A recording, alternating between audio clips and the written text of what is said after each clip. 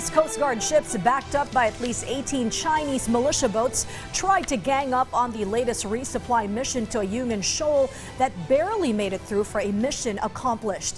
In the end, one boat took the brunt of a water cannon blast that left one Coast Guard cut up and another Coast Guard vessel sustaining physical damage from an intended collision from a bigger Chinese Coast Guard ship.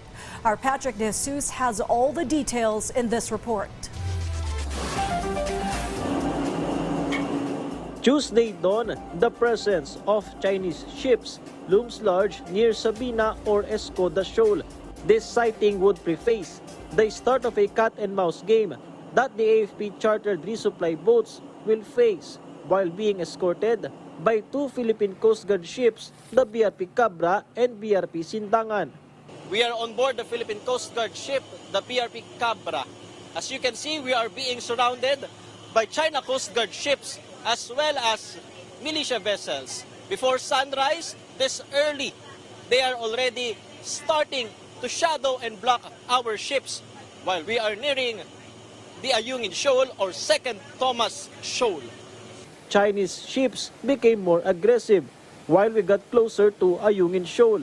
China Coast Guard repeatedly pulled off dangerous maneuvers with the Chinese maritime militia vessels also in the mix. There's an instance that Chinese maritime militia vessel came as close to 20 yards to the BRP Cabra that prompted the PCG crew to put up or activate its fenders to avoid collision.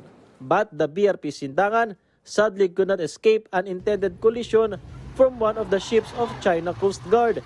One of the resupply boats, the Unaizah May 1, meanwhile, was able to pass through the blockade of Chinese ships.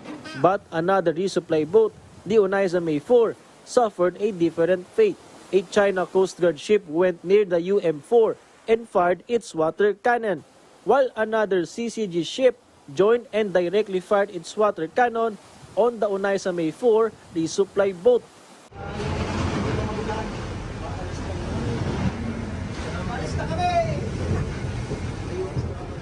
In this video caught inside the Unaizah May 4, it can be seen how the water cannon blast shattered the windshield of the bridge of the resupply boat. 4 crewmen were reportedly injured.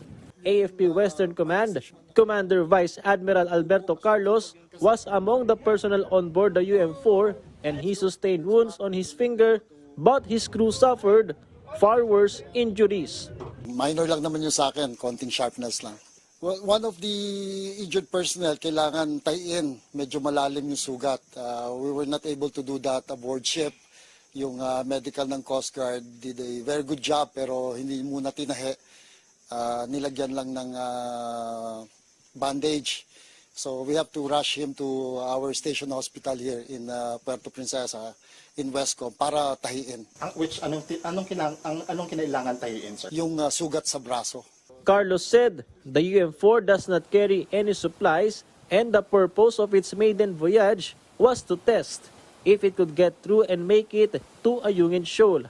He also feels that China Coast Guard does not have any intentions to sink the UM4, even though this is by far the worst water cannon incident on the Philippine vessels and patrol boats.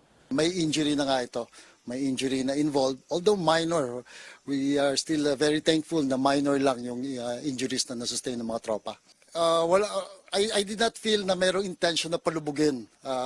It was only the intention was to impede our resupply mission, our voyage to Ayungin Shoal. Just to impede. Kaya if there was really an intention, the ship, tuloy-tuloy sana. But nung masiraan and we stopped, nung sumabog na yung windshield and we stopped already, they also stopped the water cannon.